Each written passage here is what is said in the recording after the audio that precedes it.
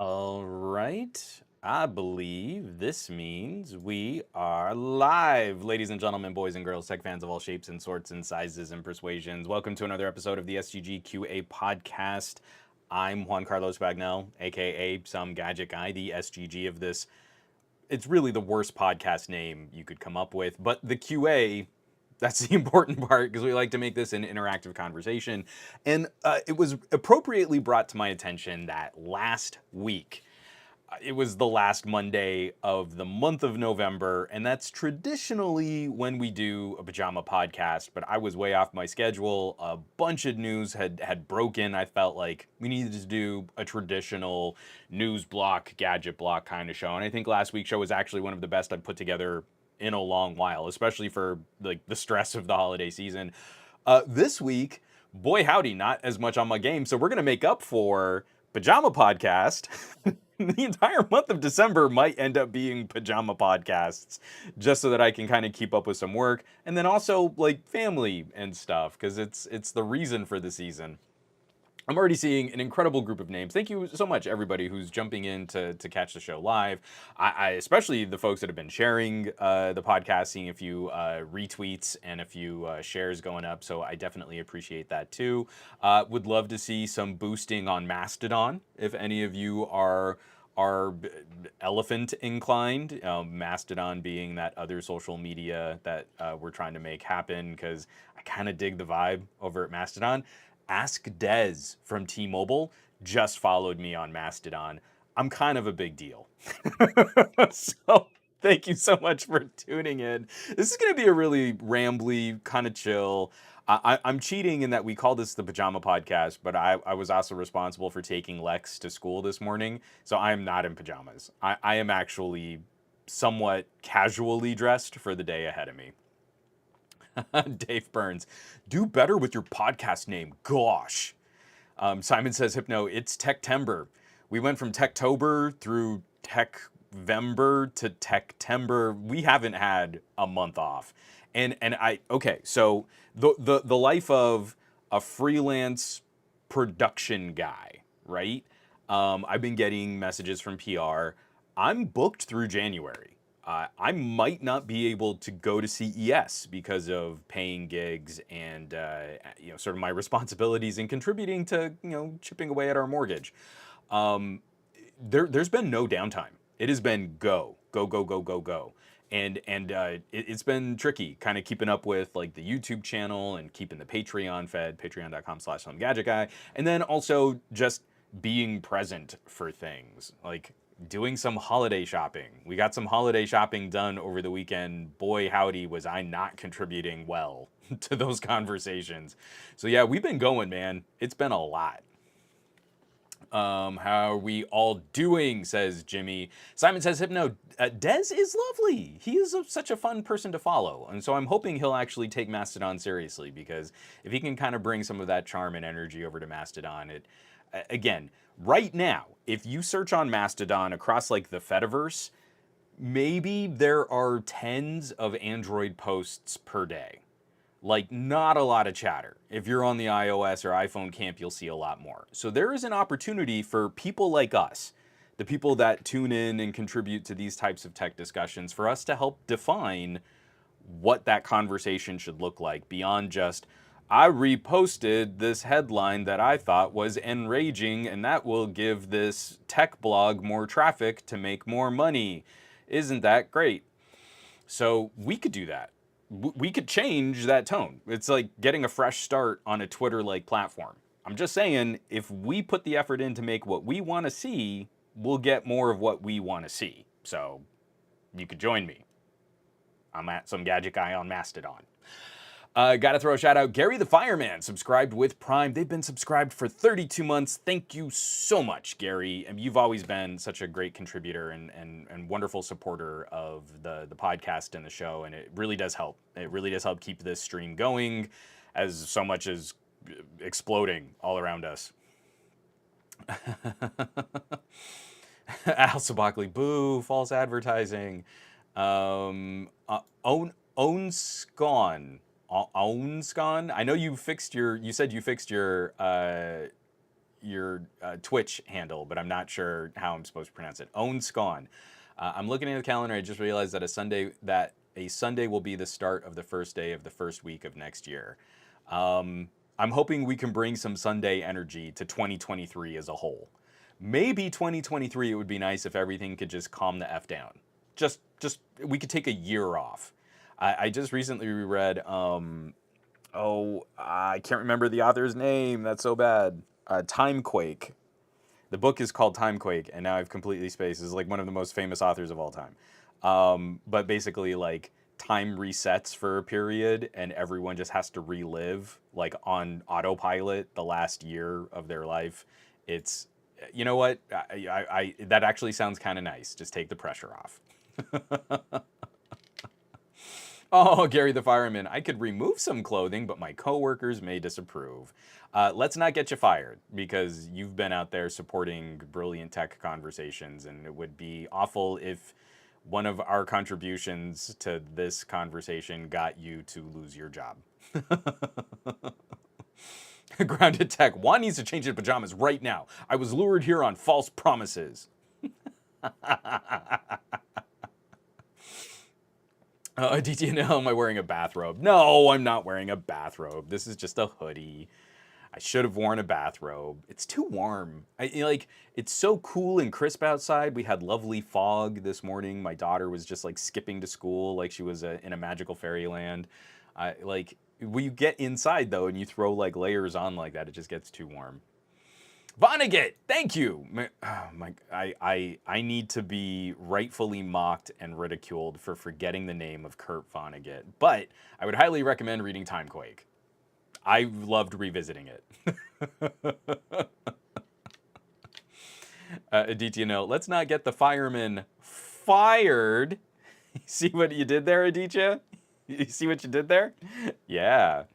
And Dave Burns is pointing and laughing. So I don't actually have a ton of housekeeping. Last week was a hardcore prep week because I've got so many videos in the pipeline, so many conversations that I'm trying to build up. We've got to talk about the MSI Creator Z17. I have a video coming out on that. I'm finally back up to speed on Surface Pro 9. Had a little issue with my first review unit. Microsoft was amazing in getting another one sent out. What I'm going to do on camera today, I'm going to try and shoot like a little piece that could be its own sort of review for an early Christmas gift that I got. Got a new fancy tripod, and I'm very excited about how I can stabilize a camera. And it's pricey, but I'm really kind of digging what's going on in the world of camera accessories, because we're finding some incredible competition for lower and lower prices on gear. So we're going to talk about that for a little bit. I do want to highlight this. This isn't like a huge plug here. Excuse me. So a younger individual reached out. He's trying to start his own YouTube channel. He's got 20 subscribers, and he wanted to interview me.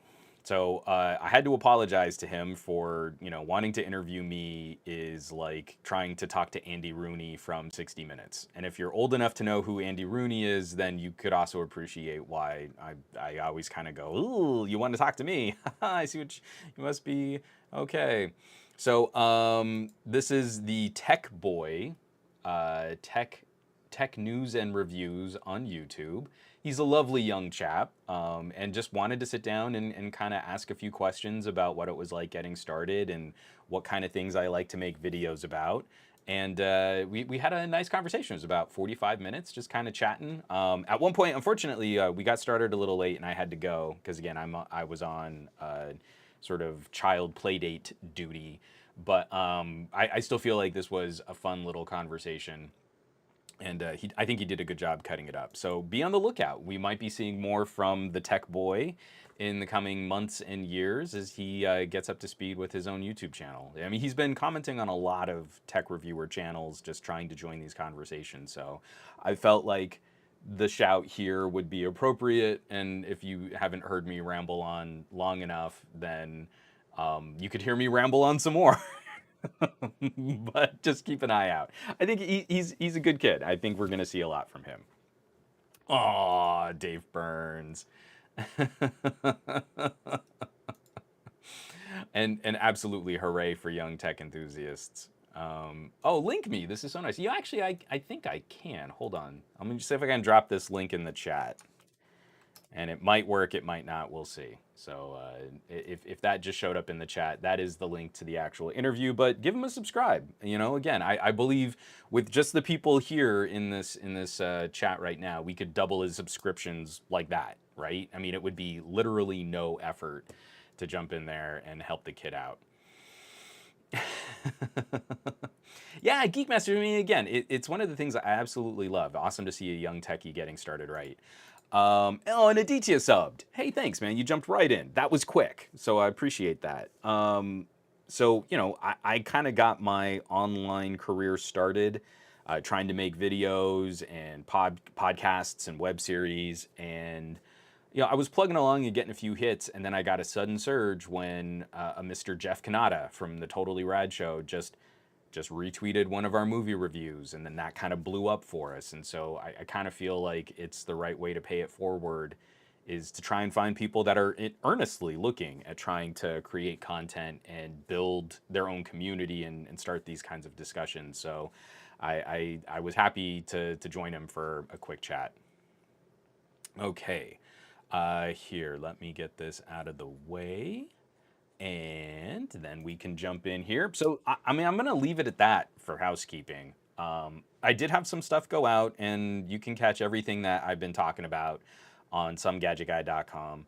I want to start off this conversation because I have a hard time sort of wrapping my brain around the end of the year and the way that we try to pitch like sort of buyer's guides, shopping guides, last minute holiday deals. And then at the same time, we're also framing these videos around like, you know, best phone of the year. You know, so many places are trying to give like phone of the year awards. And genuinely, I don't really know that I had a bad experience, like a substantially bad experience with any product that I reviewed this year. I feel like 2022 was kind of a rough year for a lot of folks. And when we look at the ebb and flow of tech discussion and tech commentary, and then also sort of the community of people that are entertained by the tech video versus the much larger population of people that just need products for their daily lives, but they're not like entertained by their phone. They're not interested in, you know, digging into the, you know, giggle flips and the megapixels and all those techie things. I can't say I had a phone of the year. I actually just shot a little snippet for a collaboration video. And for me, it was really important to kind of tweak the phrasing a little bit, that the phone that will take my SIM card into next year is this phone. And it wasn't necessarily any reflection on like, this was the bestest phone of the 2022. 2022 was a challenge. I think we had some really rocky moments, and I think we had some really positive moments. I think 2022 is shaping up to be one of the most exciting years we've ever seen for pushing the limits of smartphone photography, really accomplishing some incredible things that stand apart from years past. This year was as big a leap for phone cameras as, you know, the ability to shoot 4K video or to have more computational HDR processing. What we saw this year was an incredible step for smartphone hardware, really maximizing sensor surface areas and combining that with a computational platform. And then also a handful of phones that were doing some really remarkable things with high frame rate video. So one of the videos that I put out, I was just kind of trying to share some thoughts, and I had a little top down, and I was trying to show off some samples. The differences between the practicality of shooting 8K video versus 4K 120. If we're gonna go extreme for video quality, we can push to higher resolutions, or we can push a decently high resolution. Little Freudian slip there. We can push a revolution, blue cap, blue cap, blue. We can push to even higher frame rates at a decently high resolution. Blah. So, 2 Turbo Unihertz Jelly 2E Phone of the Year confirmed. I love it. Oh, Raymond, I did it. I moved from my LG V30 to the Pixel 7 Pro. Nice upgrade. That is a tangible upgrade. That's pretty solid. Otaku, phone of the year is whatever I have, as long as it's a Samsung flagship, of course. It says so right here in the script. Not my fault, guys. Oh, man. 2 phones, baby Ken. 4K is decently high. I need what you're smoking, LOL. Well, so but isn't that part of the conversation? 2 phones, baby Ken. I mean, and making fun of me for saying that. That I think almost perfectly illustrates the widening disparity, right?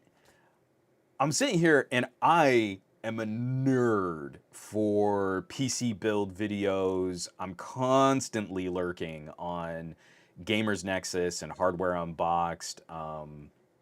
Again, I'll front channels like Gary Explains and Tech Potato.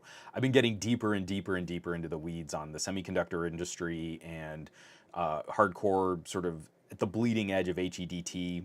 Like how can we, with no limits, make an insanely powerful compute node that people can use for gaming and for like content creation. So video after video after video, what are the top topics, right? AMD's new high-end line of GPUs are arriving. We've got the 7000 series Ryzen's. We've got 13th gen Intel. Look at this Core i7. Look at this Core i9. RTX 4080, RTX 4090. Let's build a PC around this. Melting power connectors, huge PSUs. Whoa, whoa, whoa, whoa, whoa. Overwhelmingly, those topics are what rise to the top in these conversations, and these videos do insane traffic. And then Steam publishes their report on the most used GPUs of the year, and boy howdy if like the top 10, top 20 GPUs are all varying stages of mid-ranger, like 3060. The most popular GPU of the year was the GTX 1650. Someone please correct me if I get that incorrect. But again, we're talking fractions of a percentage might make the difference between a GPU climbing up three points or not. So many GPUs out there. But 2% of the market using this, 3% of the market using that. But the 1650, I believe, is like 5% of the PC market, which is a mind-bogglingly, insanely high number of real systems out there. So if that's the reality of what people are actually using, but the entertainment value is, hey, I watched this video and the guy put together a 4090 and look, he's getting 150 frames per second in this game with crazy RTX, DLSS, ray tracing, blah, blah, blah, blah, blah, blah, blah. That's cool. That is fun. That's kind of like me watching a video, someone review $1 million supercar that can do like 300 miles an hour. I'm never going to drive that car. I'm never going to be within touching that car in person. There's always going to be a velvet rope in between me and that car. And so I just kind of feel it's even more critical as we go into 2023 because I feel that gap is going to widen. I feel the disparity between those pieces is going to broaden. I've got a dozen phones on my desk that are insanely powerful pocket computers, but the reality of most daily driver phones is people are using something between $300 or $400. That's like the peak of the bell curve. So when I say something like 4K is decently high res, I'm kind of jabbing at that idea because I feel 8K is stuck in a period of transition where the prices are too high. The content isn't there. It's not like there's a ton of 8K content you can consume. And for the 8K content that does exist, we don't have the infrastructure to support it. I genuinely can't stream 8K content on my home data connection very easily, nor does my 2080 Ti really enjoy playing 8K content, so I'm kind of stuck. And I'm decently high tech. But that's the promise, right? So we try and pitch and sell and get people excited. It's the 5G. How many people woke up this morning and in your tech news feed you saw like China is beating expectations on 6G trials? We haven't realized any of the potential benefit of 5G yet. We're still talking about 5G as if it's out on the horizon, that it will eventually be this incredible backbone connecting service for Internet of Things, for mobile broadband anywhere you go, for fixed home wireless. Oh my gosh, the 5G will eventually be super nerdcore rad, and it really hasn't manifested that way. I appreciate 5G for sort of easing up network congestion. That's not sexy. That's not exciting. That's not fun to talk about. So instead, we're sort of pitching this stuff before we can really do it. Right now, we have phones that can shoot 8K content. So that is now the highest resolution that we can produce mobile video at. That's our high res. And then after that, medium high res is UHD, and low high res is HD, and then you've got peasant resolutions at like 720p. I mean, it's ludicrous the way that we pitch this, the way that we market it, versus how people really use it. I went through another round. I did a video saying, hey, shooting 8K versus 4K 120, these are the benefits, these are the pros and cons. I got so many comments from people saying like, yeah, but I still shoot 1080p. And like, you should step up. It's a good time to like shoot something higher quality than that. And I totally get like, oh, you might not have the bandwidth to share 4K video as easily, or it might cost you a lot to share 4K video, but that doesn't mean you shouldn't be preserving your memories in a higher resolution. And it's not like your phone can't radically quickly transcode 4K down to something like 720p. The steps involved in just slapping a couple video files in there, pushing squish, and then sending that instead, super easy. Super cake. Like delicious, light, fluffy angel food cake. Like, couldn't be easier. So again, I want you to look, you're celebrating with family, you're hanging out with friends, you want to have something as a memory. Do you shoot the lowest resolution your phone can support? Or do you shoot something really nice for yourself and then you can share something lower quality instead? So that was a lot of talking. Yeah, Goat V8, seriously. The 1650 was in a lot of budget pre-builds. So at the beginning of the pandemic, I really stuck my foot in it. I was still at the tail end of my hosting relationship with Newegg. And again, I was at Newegg, man. I mean, we were doing Threadripper builds, 2080 Ti's, the 30 series was on the horizon, like high-end desktop, right? HEDT to the core. And I was putting together my little Nook 9, that Nook Extreme Edition where you can put in a super small form factor GPU. I've told this story before, and I apologize if folks have heard it, but it's the right time of year to reiterate. And I was really shopping, and GPU prices were just starting to climb.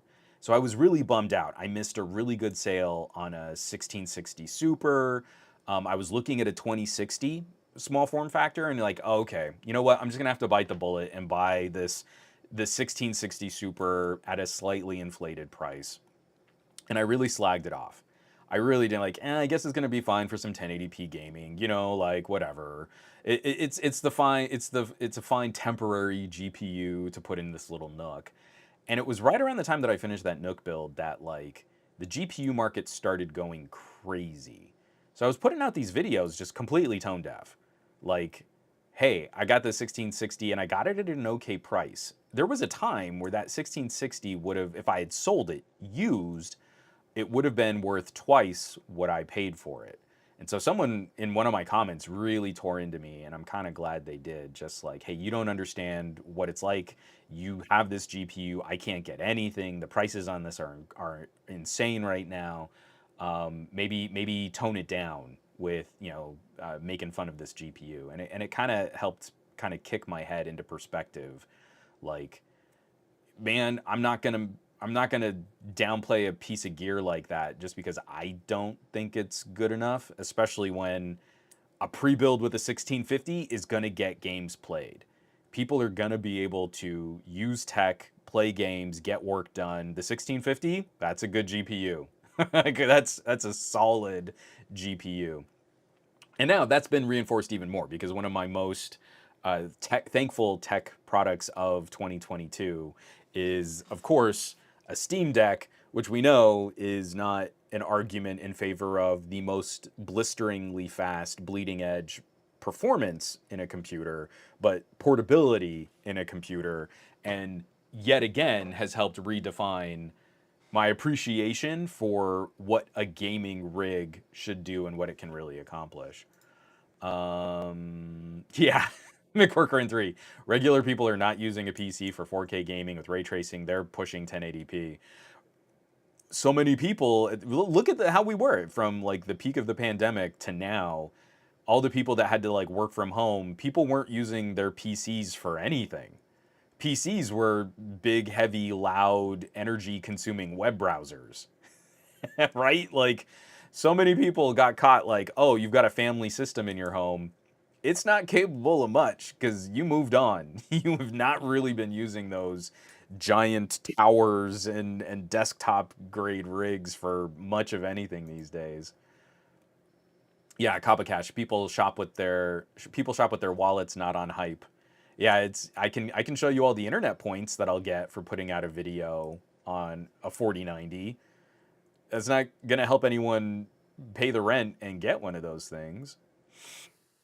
Do do do. Oh, 2 turbo. That's a fair point. I could see 8K making sense in projectors where very large screens and keystones need higher res. And again, when we look at how the surface of a projector screen handles the image being kind of bounced off of it, maybe. I mean, that kind of makes sense. Two phones by Ken. I wouldn't say 8K is pointless, but the point isn't as I wouldn't say 8K is pointless, but the point isn't as sharp as 1080p to 2160p. Oh, you're saying the transition from 2160p from 4K to 8K isn't as sharp as from 1080p to 4K. Yeah, I totally agree there. And again, we're facing radical diminishing returns at much, much higher bandwidth and computational loads. So it takes significantly more power and performance and bandwidth to get 8K streaming to consume 8K content, but the image quality improvement is much finer than the jump from 1080p to 4K. I completely agree. Oh, Gabaletta. I'm again, the first generation is going to be tough. Gabaletta writes, this is why I'm excited for ray tracing coming to phones. It'll be more accessible than PC ray tracing. We have to acknowledge this. The first time that we play this game, putting ray tracing in a mobile SoC, it's probably not going to be great. It's like the first. I have a 2080 Ti, right? 2080 Ti is a decently beefy GPU, but let's not pretend it. This is like the first real generation of ray tracing in a high-end GPU. It's not great. Not great. 30 series, definitely better. And I would imagine that the 40 series is even better than that. But what did we see between 2080 and 4080? A much bigger advertising push on things like computational AI upscaling, right? It wasn't just, oh yeah, you can play your game at full res, 4K ray tracing, go do it. It was, hey, we can upscale that so it looks like full res 4K with ray tracing on. The 40 series is all about like, hey, let's really push that DLSS. Oh, JMX, I hate it too. JMX says I hate this 6G talk. It's all hype. Again, I feel like for many consumers out there, the bulk majority of daily driver, especially if you live in the suburbs or in a more rural area, that all of the promises of 5G have been vaporware. It hasn't had a practical or a tangible impact on real portable computing. Oh no, Al. So Al writes, 5G has been disappointing so far. I live in London, where we should have some of the most advanced infrastructure, and I'm not sure if it's even done anything to decongest. The usual areas are still completely clogged, whether I'm on 4G or 5G. Yeah, it's tough. And I got kind of sold on what 5G could be. Again, the most exciting thing for me, especially doing some of those early network demos, was seeing like the grid arrays of new 5G antennas. Because they have these like 64 antenna arrays that are just bolt-on solutions to what LTE towers used to provide. And Nokia was actually showing off some incredible gear.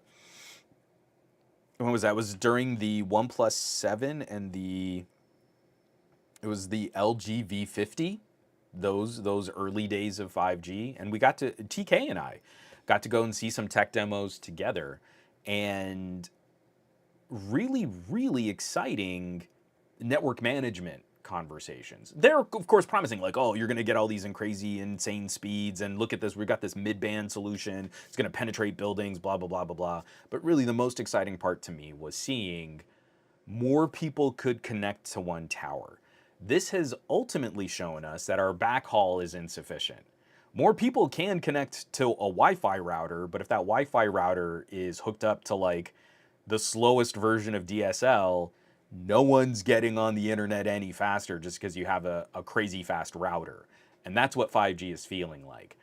I've got so many people that can just jam on this tower, but the tower is still connected to the same internet connection it was before. So nothing's really getting better, and nothing will get better until we have a massive light up of all the dark fiber that's basically lying dormant in our country, and we can get more of that fiber to people's homes. Not just, oh, well, you don't need fiber to home, you can have the 5G. 5G's pretty fast. It's all hogwash. Hogwash, I say. Let me get this out of the way here. I'm way behind.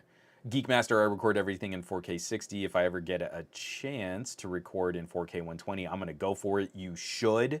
4K 120 is absolutely awesome for family videos.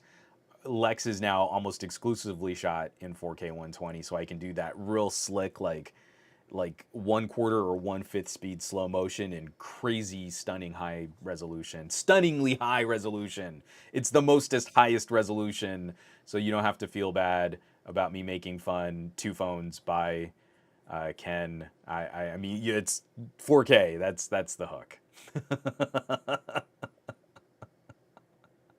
Oh, Santiago, I'm here for it. Some scalpers are currently getting buried by 4080s. Anything we can do to hurt scalpers. I mean, monetarily. I'm not saying like find a scalper and beat them up. Do not do that. That is against the law. But if we can freeze out scalpers from the market, then we won't have to worry about people getting in the way of the supply chain for future product launches. And we should be writing our elected officials to say, hey, you've got this huge investigation going on and going after Ticketmaster. How about tech components and laptops and TVs and consumer electronics and appliances and all the people that get in the way just to make purchasing more difficult so they can jack up prices? That should be against the law. If we're going to say you can't sell a concert ticket for more than you bought it for, we should be able to say you can't sell a 4080 for more than you bought it for. That should be the same. It's the same consumer harm. But our politicians have to think of everything as a singular, unique experience. Oh, ticket scalpers. Oh, concert ticket scalpers, that's bad. I can pretend to do something for consumers by wagging my finger at people who messed up the Taylor Swift concert. Okay, great. I'm here for it. Do that. Ticketmaster needs a massive market correction. Let's go after them. You know what else is bad? Every other kind of scalping. There's a natural disaster, pandemic, catastrophe, emergency, and it should be illegal by gunpoint to go out and buy up a Costco's complete stock of toilet paper to try and sell it on eBay. That should be against the law. There is never, ever any tangible consumer benefit for that type of behavior. It is always exploitation. So it should also be that for an RTX 4090. You know, someone's precious daily needs. I need some bathroom tissue like I need an RTX 4090. Oh man. Oh, it's so bad. It's so bad. Yeah, it's pretty bad, McCorcoran. The way Ticketmaster is the way Ticketmaster is doing it now is they're just charging everybody's scalper prices. Ticketmaster monopoly is ridiculous. And again, because the market will bear it, that's what sucks is like at some point you need to buy a thing. And if you're a Taylor Swift fan, I get it. I'm using words like need in a very fluid and flexible way. But you look at families like, I need to buy a laptop. All of the laptops are out of stock on traditional retailers. Let me go to a website like eBay. Oh, there are laptops here. I need one. I will buy it. That's what sucks. So it's pretty rough. And everyone say, hey, at Fat Produce, he's late, but he made it. I'm glad you're here. Oh yeah, that was hilarious. Like nosebleeds for Blink 182 in the last row are literally like $400 for a solitary ticket. Not worth it. Oh no, I would not spend that money on that. Hold on, I'm gonna drink some coffee here. I'm gonna mute. I didn't mute last time, so apologies for people listening because you heard the slurping.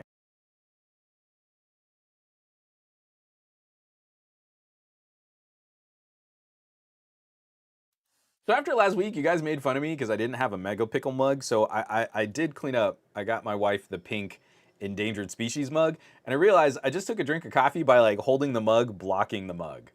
So I'm never good at doing the merch. Like it takes me forever to come up with a good design that I would like to put on some type of product. And then when I do use it, I don't even show it off. It's great. So here, this is the endangered species 3.5 millimeter headphone jack mug. And on the back it says save the jack. And literally the only phone left is the Xperia's. So Sony has a headphone jack and a memory card slot. And that's it. That ship has sailed. That pie is baked. So I'm not sure how much I should keep the mug as like an antiquated piece of merch technology, but I do gotta say, I mean, like out of all the colors that I've demoed this mug in, I've done like light blue and green, and then black, like I did an all black version of the mug. Actually, hot electric pink, pretty sweet. I'm digging it. I like that a lot. I can't lie, it's pretty great. I caught a random editorial that I'll never link to because I think it's not really a great take on the history of memory cards in portable electronics. And you're like, so much of it was kind of built around just like, oh yeah, and then this phone got this, and then that phone got that, and then we used to call it trans flash media, but really it's an SD card. And you're like, they never really came down on manufacturers like, well, nowadays most people only need like 128 gigs, so that's the popular option for phones. And you're like, no, many people need more than 128 gig and can't afford it. They just have to suffer through memory management. And you never really highlight that this was a cynical move by manufacturers to get rid of a useful feature that would force people to spend more on a phone when they buy it. If they think they might run out of space at all, they have to spend significantly more on internal storage than later when they do need that storage, buying a memory card and popping it in. And they never break down prices on what that looks like today. So it's like, we can sit here and wax, oh, but those average people, they just didn't need it. They just didn't need it. So now it's good that smartphone manufacturers have gotten rid of this terrifically useful feature. I don't think anyone should ever be allowed to eat steak because there are some babies out there that don't have their teeth yet, and they cannot chew the steak. Because babies cannot chew the steak on a $2,000 phone, we should not allow people to upgrade the storage. You should just have to buy more storage than you need at first, and then if you run out, then you can just use the cloud that doesn't really exist with your 5G. And it's such a lame take. Like again, because I'm looking at powerhouse computers here and things that hold me back from using them, and it's like even 256 gig can get a little claustrophobic when you're really out there shooting a ton of video. When you're really out there trying to like make memories and capture content, man, it's getting lean. It's not great. Oh man, I wish. Adichie Inel, some gadget guy featuring Kangol flat cap collab when. That'd be pretty cool. Actually, like I would love to pick up like a running sponsor for like some type of menswear. Like I just think that'd be cool, you know. I feel like there's like an overlap for me on just that kind of a conversation, just lifestyle stuff. Because I get twitchy about picking up too many tech sponsors because I want them to be products and services that I really use. You kind of have to keep up with their business practices. I've never done a VPN.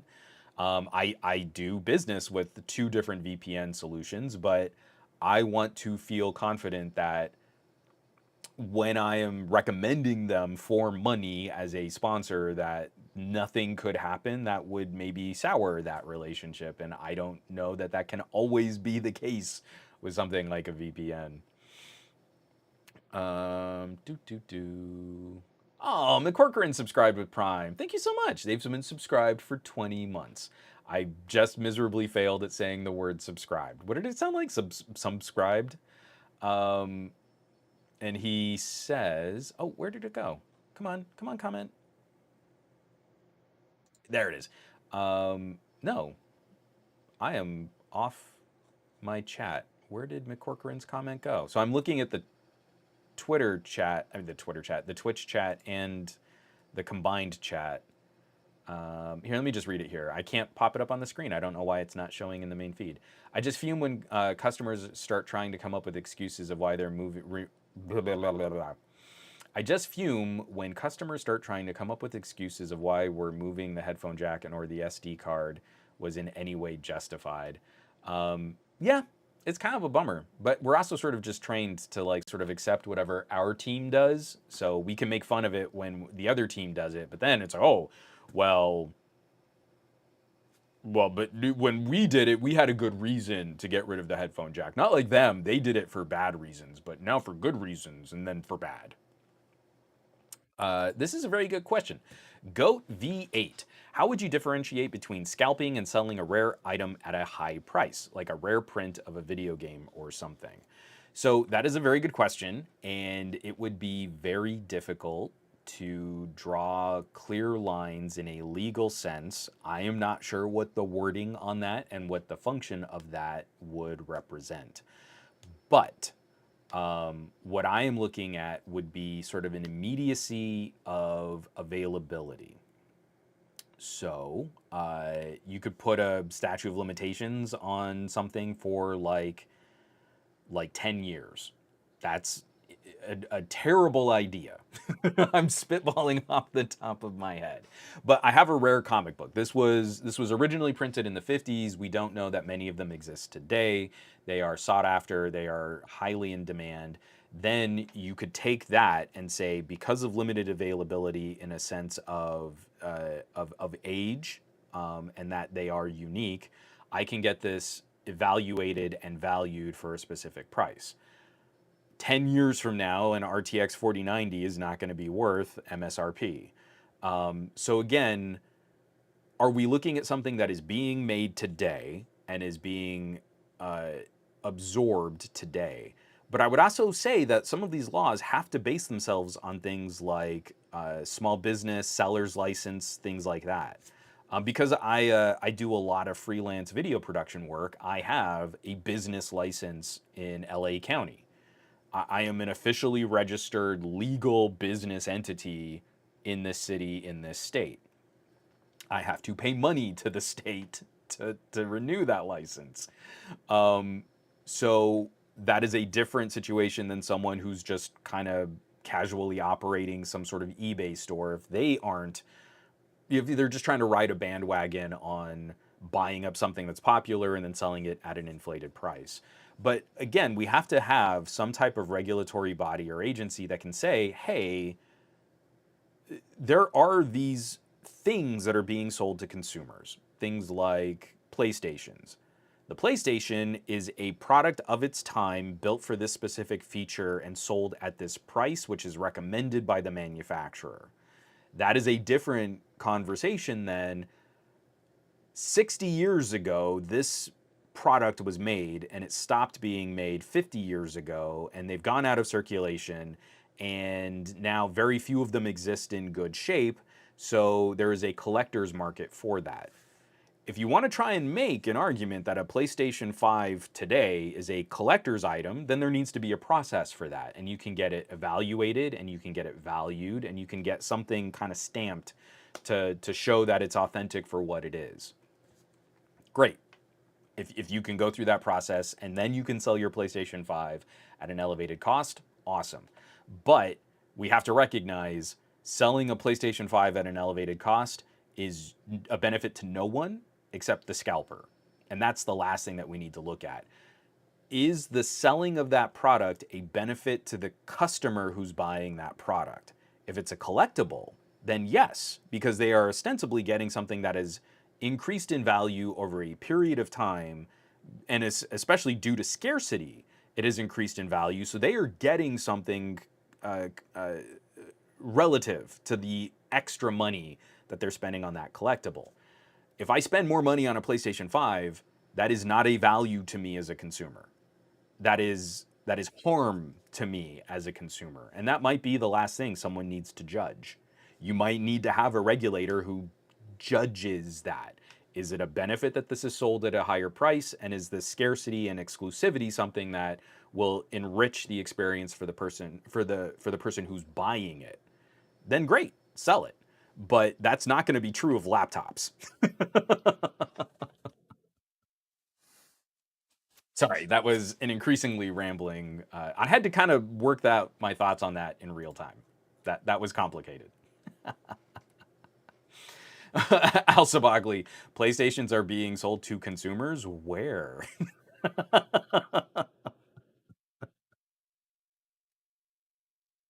uh,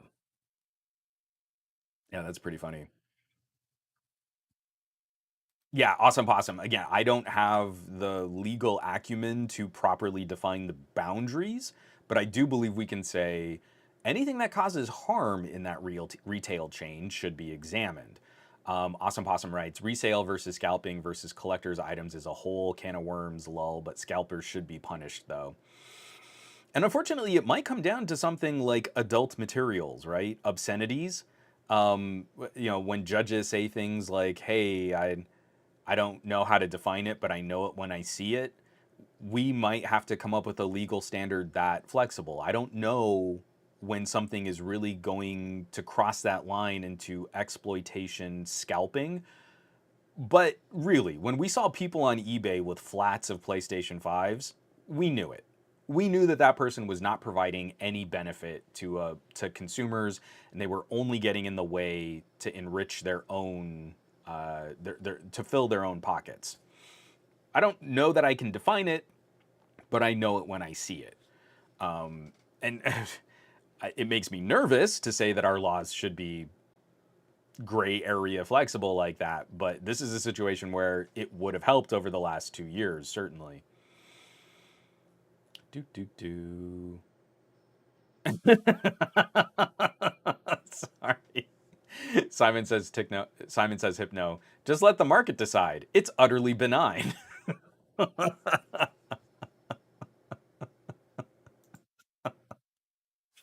Oh, that's hilarious. I think that's funny. So, folks, what are we? 9:50 in the a.m. So there's housekeeping. Hold on. I know I've been slurping coffee on mic. I'm gonna take another pause here real quick and just get a good pull on this. I need to be appropriately caffeinated. So here we go.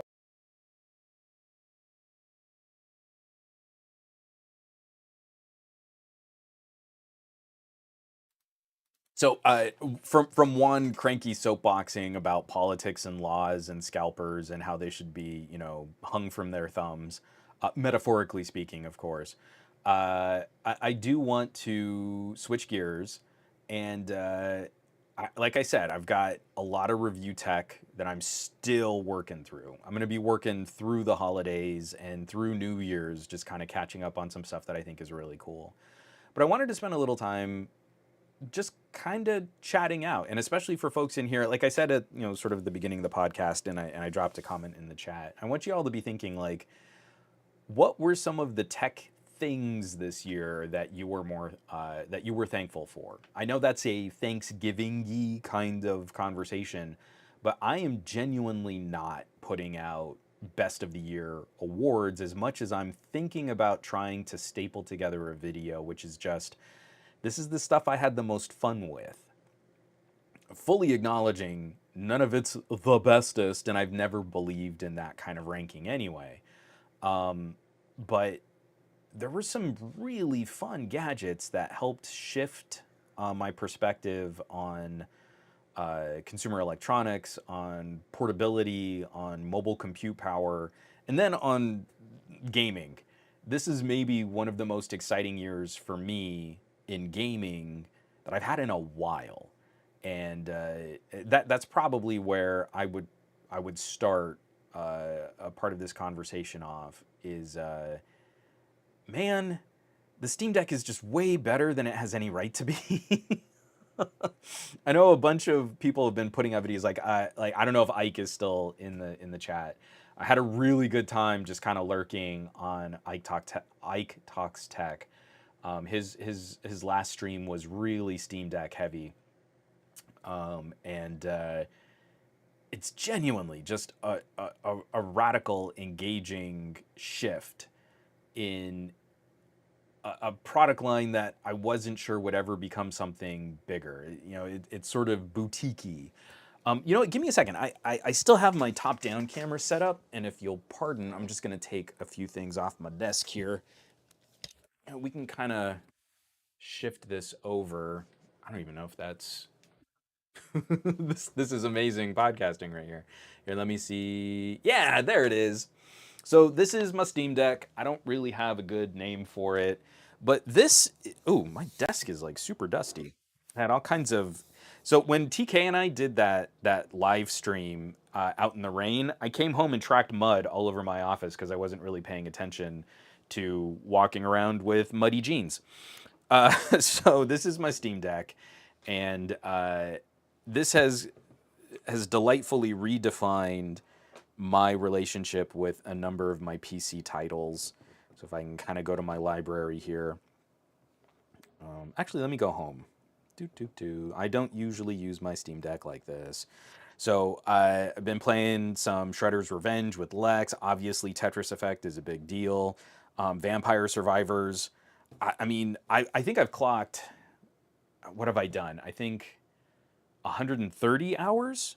Here, will it tell me if I jump in here? 120, 117 hours on Vampire Survivors. It's just hilarious that this has become sort of one of the defining intro games. You got your Steam Deck. Have you played Vampire Survivors? It's amazing. I want to say this game is still only like $5 on Steam, and it's just one of the most satisfying gameplay loops that I've played in a really long time. But going through and picking up, some classic retro games, some remasters, Sonic the Hedgehog, Blaster Master, Mega Man, but then sort of balancing that against games like Hellblade. I revisited Hellblade. Children of Morta, I just got into. This is a game that kind of slipped by me, and I'm a sucker for a good like twin stick combat, roguelite kind of gaming experience. And this game is awesome. So this right here, a little portable computer, and it's not that little. It's a pretty chunky skateboard of a flat surface area device to kind of keep with you. I mean, you want that case. It's a little bulky. This is not a Nintendo Switch. This is bigger than you think it is. You know, my little hobbit hands don't do a good job of showcasing that this is actually kind of a grown-up device. It's a little hard for my daughter to hold on to it just because it's kind of big and bulky. So playing with something like this over 2022, the thing that I think helped redefine the experience that I was looking for, I've got a little gaming PC. I keep that behind the living room TV. That's the Nook that I was telling you about. It's got a little 1660 Super in it. Pretty baller little GPU just to do some 1080p gaming. We still have a PlayStation 4. We haven't tried to update. I mean, like, I kind of shop PlayStation 5. I genuinely haven't really tried to land a new PlayStation or a new Xbox. And then I've got my beefy workstation. This is like a Threadripper with a 2080 Ti. It's not a great gaming rig. It plays games well, but I work in this space, and when I want downtime, I don't want to stay in the same place that I work. So just the whole psychology of that, like sometimes I just got to get out of the gadget lab. Sometimes I just got to walk around. And I can't tell you how refreshing it's been to take a step away from the PC conversation being focused on the bestest graphics at the highest frame rates, right? We do that a lot. You talk about PC and you talk about how PC can be better than console. But what if we talked about PC as console, and that's what the Steam Deck has helped redefine, is an easier and more accessible way to access a game library, a more portable way, all of the things that are genuinely amazing about a Nintendo Switch, but tied into my ability to dig through my Steam catalog and fire up my Xbox Game Pass account so I can game stream whenever I want. So it really was a swift kick in the head. I mean, there are so few products that have ever crossed my desk that have genuinely redefined how I felt about a product category or a product segment. Oh, and apparently on Twitch right now we're doing we have a limited time to earn exclusive emotes. We got a hype train going. J-Man150 just subbed at Tier 1, and J-Man gifted a sub to Reggio AG, and Gary the Fireman gifted a Tier 1 sub to JMX Warrior. Thanks, guys. That's awesome. We're about to clear level 1 on a hype train. We've got some bits flashing around. People are telling me I need to check my posture. I need to stretch. I'm going to do that. Posture check and stretch. I love it. Oh, oh, oh. Oh yeah, so Fat Produce is saying that the Steam Deck is his first true handheld gaming experience outside of Android. Stuff like that is really exciting because I was super into, my brother had a Game Gear, my cousin had an Atari Lynx, I desperately wanted Game Boys. I never really had good portable gaming stuff until I got a little older. And I did play around with the PSP for a while. I didn't keep it for very long. Steam Deck has scratched that itch and then some. And I feel this is a huge part of the conversation where I haven't had to sacrifice my silly library of PC games that goes back. When did I think I really started stapling Steam codes into my account back during the Orange Box. So Half-Life 2. So I'm old. I'm really crazy old. Um, so using sorry, I just kind of derailed myself there just thinking about how old I am. I can pick up Portal from the Orange Box and play it in a refreshingly convenient and portable way today. I can't go back to some of my PS3 games and easily play them today unless I reconnect my PlayStation 3 and charge my PlayStation 3 controllers and then I can play those games. That's not great. I don't like it when games die with a console. And I like sort of having a license to play these games, even though occasionally some games can get removed from Steam. I like having a license to access these games whenever I see fit. So, Steam Deck. I mean, of all the techie bits this year, appropriately priced, really good consumer value. It's right in line with other consoles, but it does things that other consoles genuinely can't do, and it reinforces a shopping strategy where your game library is not dependent on one specific piece of hardware. Excuse me. I got another thing to hydrate, so I'm going to take another sip of water here real quick. Whoa, Giapico! Hold on, before I do this, Giapico just kicked us over, finished off level 2, gifting tier 1 subs to Dagon, Flying Squirrel, Este Bandido, and Gord's username. Thank you so much, Giapico. That is absolutely incredible. Thank you so much. This kind of support is amazing. We've made it to level 3 of the hype train. I have no idea how much time we have. We have 4 minutes left on hype train in level 3. This is awesome. You guys are rocking my socks, and I absolutely love y'all. So hold on one second. I'm gonna cover my mug and sip some more coffee here for just a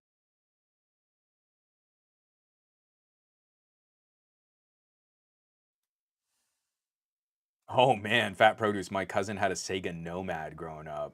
Man, I forgot those even existed. Oh, and Goat V8. My PlayStation 3 thumbsticks are also suffering from some rubber reversion. It's yuck. I put on caps.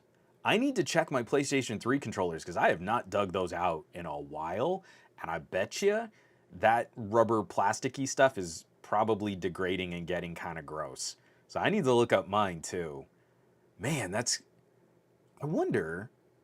I wonder if controllers were backwards compatible with PlayStation 3. Someone let me know in the chat. Could you use PlayStation 4 controllers on a PlayStation 3? For some reason in my brain, that sounds like it should work, but it probably doesn't. I mean, like, I've got Xbox controllers. Did I tell you when Lex and I rolled credits on Shredder's Revenge, I let her pick out a controller. And so she's seen every variant of a controller. She could have gone Steel Series. She could have gone. I mean, I literally said, I want you. We're gonna look at some different things. So what she picked a plain black Xbox controller. This is what my daughter went for. I like the ones who's like, but they have different colors. I mean, I got a blue and white one. You can get, some other type of yours. Like, no, I'll decorate it myself. I just want plain black so that I can put stickers on it and I can make it look like how I want it to look. Like, kid, you got yourself a plain black Xbox controller. You go, girl. I know people are gonna roll their eyes at me. I still like the PlayStation 4 controller is still one of my favorites, but I think the controllers that get the most use in our house are the is it the Duos? What is the name of that controller? Duo controller for Android. Yeah, the Steel series, the Stratus Duo. Okay, yeah. Whew, man, when you get old, your brain melts. It's really gross. It's like leaking out of my ear as we speak. So the Steel Series Duo, Bluetooth connection to Android, a dongle connection to PC, or a cable connection if you want to go over a USB cable. They've been phenomenal. So those are my wife's favorite controllers too. So when we were playing It Takes Two, we were both on those Steel Series playing on a gaming PC. So, let me get that out of the way. Oh, okay, Gabaletta, I need to try this. Yeah, for sure. Gabaletta says, from my understanding, the PlayStation 4 controller works on the PS3, but the PS5 controller does not work on the PS4. Okay, so I need to give that a try, because I seriously doubt that my PS3 controllers can even hold a charge well. So that's pretty rough. Aditya Anil, Lex knows what's stylish AF. Yeah, she does. My daughter is so much more fashionable than I am. Yeah, Onscon. Clever girl. Goat V8, the 8-bit those are good. Those are solid controllers. The only reason why I tend to veer towards the Steel series isn't necessarily the controller precision. They aren't the bestest controllers that I've ever used. It's that they're the most flexible. And I know 8BitDo has done some similar things and is broadly compatible with a bunch of products out there, but I have not found one controller that plays as seamlessly with a variety of different computers and tablets and phones and consoles. Like, I hook them up to my Steam Deck. Like, they are delightfully ready and anxious to play with everything that I have access to.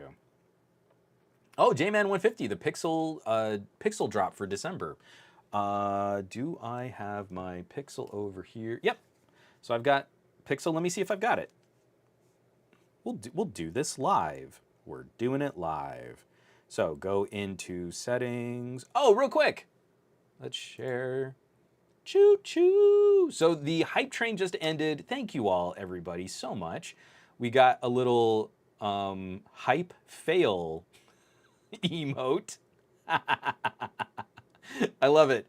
Thank you all so much for everybody who contributed to Hype Train this week. That was awesome. We haven't had a good, successful Hype Train in a while. Japico, Gary the Fireman, J-Man 150 are sort of top contributors for that. And thank you so much. That kind of support is absolutely amazing. So let's see if system update, check for updates. And it's just saying my system's up to date. I'm gonna have to let my Pixel probably reboot. So I don't have December drop just yet. No Pixel drop for me. So what are some of the tech things that y'all out there? I just said y'all. Whoa, dag yo. What are some of those tech things that you all appreciated from 2022? I'm sure everyone in this chat is probably the most appreciative of SoCs like the Snapdragon 8 Gen 1, right? Just couldn't imagine your lives without it. Just absolutely adore the performance, especially the performance per watt. Just really drove it home how wonderful. Sorry, I couldn't keep that bit going for any longer. But no, what kind of tech gadgetry, tech gigas, what really rocked your socks in 2022? I want to chat out what you all liked in tech, and it can be simple things too. One of the other things, and we're going to talk about this when I break out my early Christmas present, which is an expensive but not disgustingly expensive tripod. This was an amazing year for accessories. I just held up my, where is it? I just set it down. Oh, my Pixel 7 Pro. Now, my Pixel 7 Pro, I've got the Whitestone Dome. So thanks to the folks at Whitestone, I am going to have a video out about how I once again failed to apply a Whitestone Dome on my first try. Great screen protector, but definitely kind of an eccentric, crazy scientist lab setup that you need to use to install one of these things. But then also the Peak Design case for the Pixel 7 Pro showed up, which is this really cool little like magnet latching system. So you can snap it into these different mounts and cradles and docks, and it all works with Peak Design tripods and mounts. If you're really thinking that you might want to use a phone for any kind of serious content creation, it's kind of a handy little system. And it works shockingly well when you snap it in. I actually have the mount back here. You can see it's a pretty broad magnet piece with these little square latches, and you've got like these little triggers that snap in and out so that you can snap things in so that you pop it on and then kind of waggle it around and it's not going to fall off. It's really sturdy and it stays in the case. And then when you're done, you just go, and then the magnets pop off and you're good to go again. This is the kind of stuff that iPhone owners just take for granted, that they're going to get all of these really fun toys. We're starting to see the accessories manufacturers taking Pixels more seriously. That to me is an exciting step in trying to spread this out. If I've got a phone, like I would love to see something like this for my Vivo. This is my Vivo X80 Pro. it would be really cool if this got enough attention from manufacturers like Peak Design, where instead of just, they also make like a case sticker. I don't trust that as much as the full case, but if you want to add that kind of mount to another phone, you can stick on an adhesive connector. Cool. I'd really love to see Peak Design just properly support a phone like that, or the Xiaomi, my Xiaomi 12S Ultra. We want to talk about really creating content with a mobile device. That's the best camera phone of the year. I mean, genuinely, hands down. Anyone who says the Xiaomi 12S Ultra is not peak smartphone camera is terrible at tech and is really bad at photography. I don't know. I just like this other phone because it does HDR and I like the point and shoot and it just works. Nope. No, no, no, no, no. Best camera? 12S Ultra. I like I'm sorry. There's no other way to get around that. You can have other cameras that you like better, but you're acknowledging you like a camera despite it not being the best camera of the year. And that's fine. That's a personal preference. Absolutely appreciated. Gabaletta, my Galaxy Tab S. Come on, I'm having so many problems with comments. I apologize. Gabaletta, my Tab S6 coming in clutch with DeX to use as my work travel computer. That's a solid piece of tech. And I know the S8 is out, but going 2 generations back, you still have a monster of a computer there. Twinfolk Tech. I'm thankful for my Tensor G2 in this beautiful Pixel 7. The Tensor G2 with some of the worst benchmarks of the year, and yet somehow still one of the absolute fastest pocket computers available for chewing up high-resolution video. It's funny. It's almost like a synthetic benchmark tells you very little about how that product will really perform on tasks that you give it outside of running benchmarks. It's just kind of wacky that that seems to work out, and how reviewers are so flipping lazy at reviewing tech that they don't actually use the tech, they just show you some numbers from a synthetic benchmark score that tell you nothing about really using it.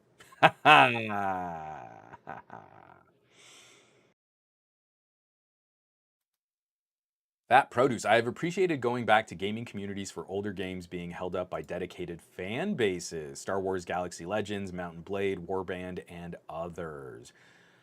Really a lot of chatter this year about how to sort of hold on to and save different types of IP.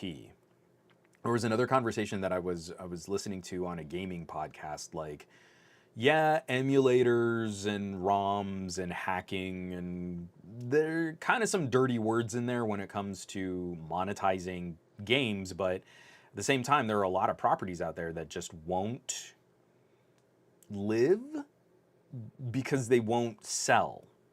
So how do we properly save a piece of media? If it's a movie, if it's a piece of music, if it's a piece of literature, if it's a video game, how can we maintain that as a historical record? And it's like art and commerce. It's a very delicate conversation. Oh, Ron Guido, I'm sure a lot of us are. It's not new, but every day I'm thankful for OnePlus charging. Seriously though, especially here in North America, that's our high-speed charging. Again, I'm totally spoiled by like Vivos and Xiaomis that we'll never get here in the United States. But then I plug in a OnePlus and you're like, man, this is nice. And I'm having really good experiences on Oxygen OS 13. I'm kind of glad that old school, old Oxygen is proper dead, because this new animation engine is insane. Definitely some bugs that still need to be addressed. The transition to Android 13 has been pretty smooth with a few little teething pains and speed bumps, but man, if these OnePlus phones aren't running crazy buttery smooth now. Yeah, I've got this one right here in front of me. I have to be careful because there's an embargo product on my desk and I keep almost picking it up. But the OnePlus 8 Pro on Android 13, like butter. Just real pretty. Just real good. Again, anyone who's out there like, oh, OnePlus hasn't done anything good since the OnePlus 7. The OnePlus 7 Pro was really special. And ever since then, OnePlus has betrayed us. Then, again, I think you're pretty terrible at tech. McCorcoran and Gary the Fireman throwing... sorry, I'm off track here. Mr. Throw-Ups. Foldables, wearables, and telescopes. Mr. Throw-Ups, pray tell, what kinds of optics are you working with? Because I am woefully undereducated on telescopes. I'm pretty good on camera lenses, but not other types of magnification solutions. McCorcoran saying this was a pretty big year for true wireless earbuds. Absolutely backing that up. The surprise hit for 2022 for me, and I'm not sure I would recommend these as broadly, but for me, the earbuds that kind of took me by surprise and I've spent most of my time with true wireless were the Beyerdynamic Freebirds. Absolutely insane battery life, good ANC. I would say the ANC falls just shy of some of the best performers out there, but it is workable, passable, and they came with foam ear tips, which not a lot of true wireless always come with by default. I burned out the set that came with these earbuds already, and I want to throw a shout out. It's the folks at Periodic Audio. So I tried to buy some Comply foam tips for my Freebirds. What Amazon sent me had obviously been used. Like, schmutz was still on all of the earbuds, the packaging had been torn, and Amazon made me go through the full rigmarole of returning them. So if you're buying a pack of only large foam ear tips from Amazon, you might get what they sent me. I don't know. But I had to go to a UPS store and drop them off, and they printed out all this stuff like danger, batteries. And you're like, they're foam ear tips. I have no idea what Amazon thinks these things are, but they're they're $20 foam replacement ear tips.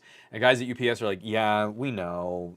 Anytime something says like earbud on it, they act like it's a Chinese battery that's going to explode on them. We'll put the labels on, it's fine. But the folks at Periodic Audio saw me talking about those foam ear tips, and they hooked me up with a pair, but then I went and bought some from Periodic also just so I had backups. Really good foam ear tips, but regardless. Yeah, that was the big surprise for me. I really like what the Beyerdynamics do. I think they have a nice mellow sound quality to them that's further mellowed by using foam ear tips. Amazing battery life and really good ANC. So those, surprisingly, they've really kind of kept my ears going the longest.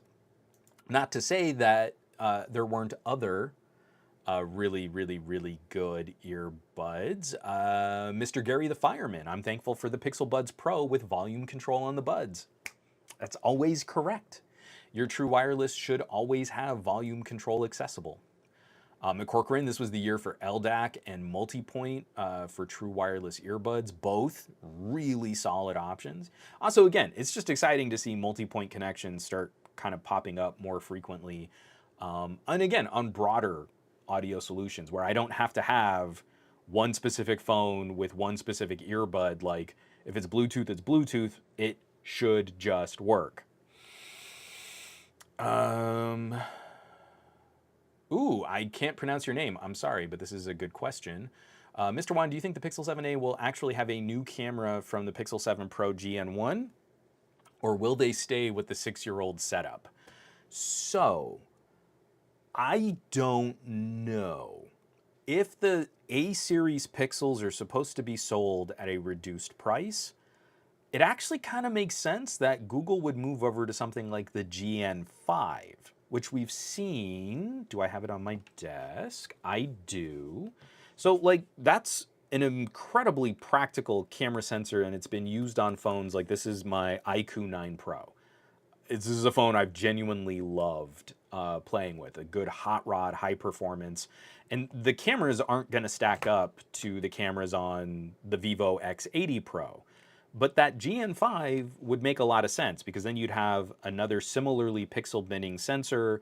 It's a smaller sensor, so you don't have to spend as much on housing. I think that makes a lot of sense to put that into a good mid-ranger phone, especially if the 7A is going to pick up the Tensor 2. You've got the right SoC to complement a higher resolution pixel binning sensor. I think Google could play with something like that. And I think it would be an upgrade over the 6A while still maintaining some distance from the 7 and 7 Pro. I don't think they'll do that, but it would make sense to me if they did. Onscon is definitely shouting out the Soundcore. Soundcore put out incredible gear this year. One more, the headphones that I've been enjoying the most. The One More Sonoflow. I've been traveling with these a bunch. I was back and forth between these and the Microsoft Surface headphones. The Microsoft Surface headphones are good. I think the One Mores are more comfortable. The headband is a little quieter. I like the ANC better, even though the Surface has better control over volume and ANC. But we're flush for some absolutely incredible travel cans right now. And especially when you can factor in, like, it's real easy getting like Sony XM4s on stupid sales right now. Man, you've got plenty of options and opportunities to treat your ears real good. Real good. Yeah, Space A40 was a huge step up. I got to catch up on the chat. You guys are going real fast, and I love it. I love spreading the love. We've spent so much time like picking things apart, but the love, y'all, it's about the love. So DTNL tech I'm grateful for this year is my daily driver Sony Xperia 5 Mark II. It's helped me hone my photography skills, has quite genuinely made me look at the world, lighting, and colors differently. My Eco OH10 IEMs, those Ecos are so good. They showed me how big and beautiful IEMs can sound, and a $40 USB-C dock from Anker that helped me experience desktop mode on my old LG and on my current Sony. I feel like that is a lovely holiday sentiment to talk about, like a holistic lifestyle of gadgets. IEMs that can plug into a phone, that you can plug into a monitor, into a dock. That to me is the joy. When you pick up a pocket computer and you see like, oh, but it can do this. Oh, and it can also do this. Oh, and it can also do this. Like that to me is like really where you get like the heartwarming stuff. It's just real sweet. It's real nice when all of those pieces come together. Twin folk, I know it, man.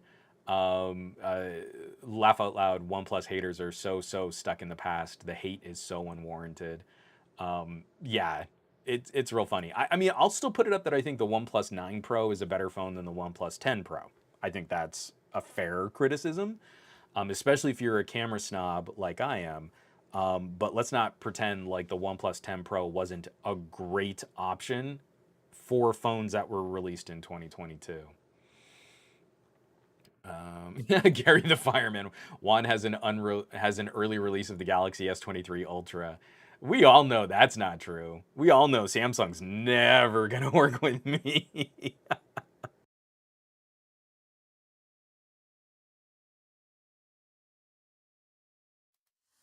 Man, you guys are just flying here. Do. Oof, some really good things. People are talking about Bluetooth earbuds. Geekmaster saying ANC active stylus support on phones. That was the tech I was grateful for. Mr. Throwups, this year I framed a few images from NASA's James Webb Telescope. That's some tech to be thankful for. Heck yeah, man. Heck yeah. Okay, so talking about telescopes, that makes plenty of sense to me. From Onscon, I hope future Pixel A phones from Google will inspire more flagship killers in the US.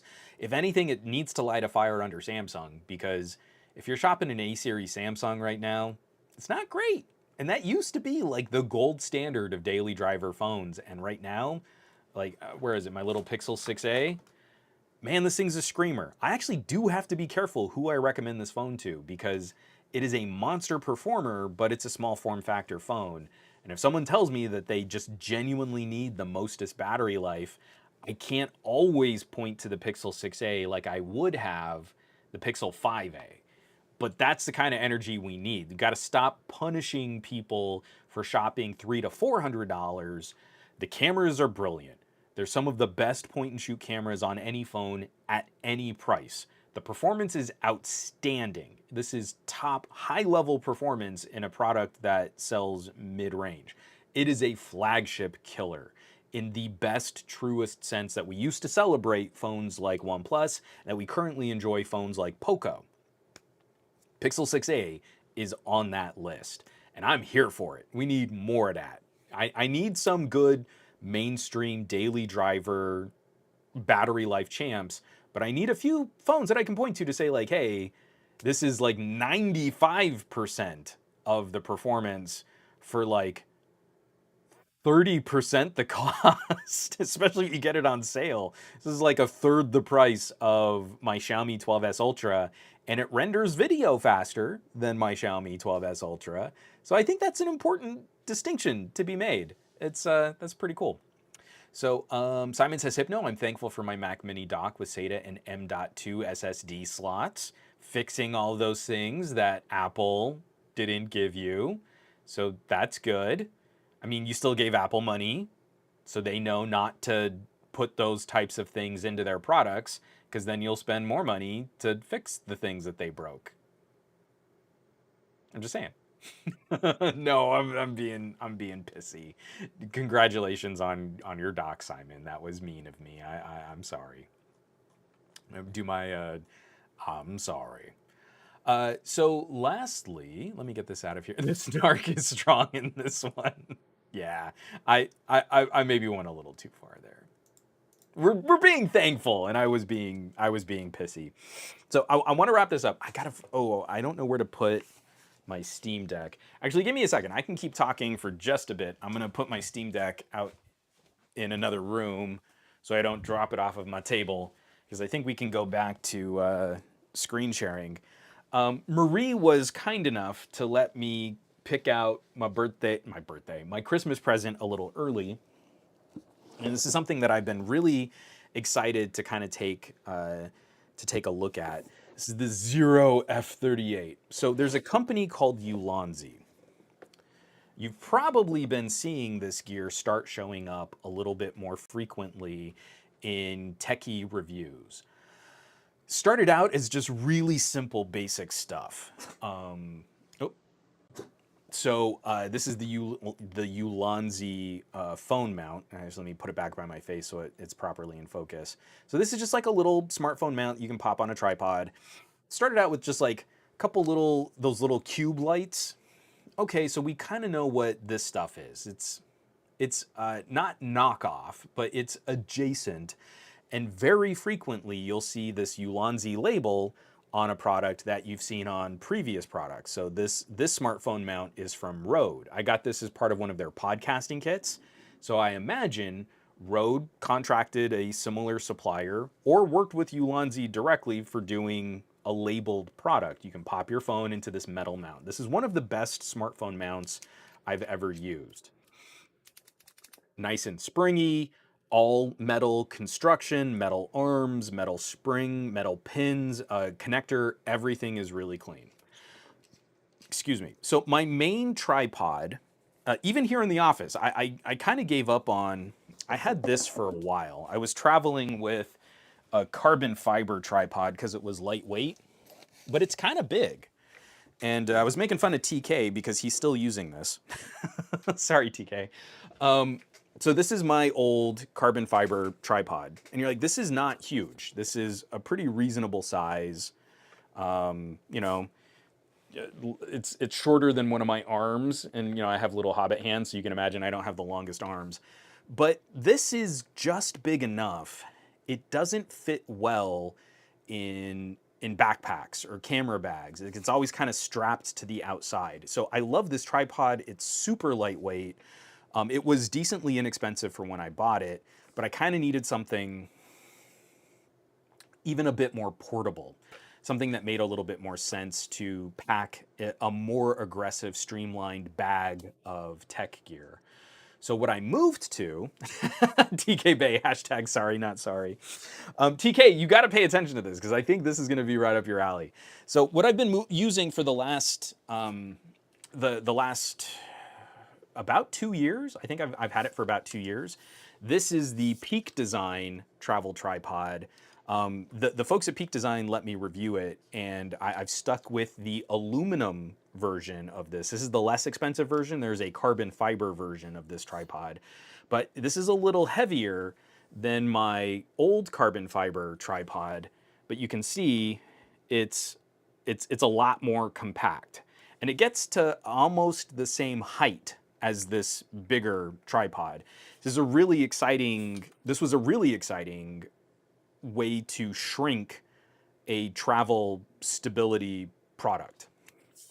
So, the way that all of the legs collapse, the way that everything fits together, and the way that they sort of shrink a ball and socket head directly into the center of this tripod is one of the most impressive technological feats that I've ever seen. So, this is roughly a $350 tripod. And, when you talk about pro photography gear, that's not a lot, but it is a lot, right? You can go to Target, go pick up a plastic tripod for like 50 bucks, and like that is perfectly adequate to get so much really cool stuff done. You just need to mount a phone or a camera. You want to take a nice holiday photo with you and your family. This is not what you turn to, right? This is what you turn to when you're trying to save space, shave weight, and you really have some type of mobile production need to to invest in something this intense, this robust. I love it. I unabashedly adore this tripod and its construction and its capabilities. This is wonderful hardware. Okay, TK Bay is correcting me. It's $380 on B&H. Okay, so this is almost $400. The carbon fiber version is over 600. I was just trying to remember off the top of my head. So I'm going to put this back on my desk. I'm going to put this back in my closet, and then we're going to take a look at the Ulanzi, because the Ulanzi, I think you're going to see some striking similarities. This is like the most I've ever been off camera for a podcast here. So, oh, you know what we can do? Let's go back to Top Cam, and we'll talk about this on Top Cam. Top Cam, boom. And I can widen this out a little bit. There we go. So my little Ulanzi mounts, we'll get those over to the side. Here's the Peak Design. That's the Peak Design tripod. And now here's the Ulanzi, and you can see that the Ulanzi is just a little bit taller. So the Peak Design tripod sort of lines up right up to the head of the Ulanzi. So there's just a little bit, what do we want to say? It's about an inch, actually. So we definitely do sacrifice some of the portability and length. This is also kind of showcased. You can kind of imagine with the bags. I was just dropped everything off the desk. So up here on top, this is the Peak Design bag. Underneath is the Ulanzi bag, and you can see there's a pretty sizable gap difference between the bags, the carry bags that would use for these.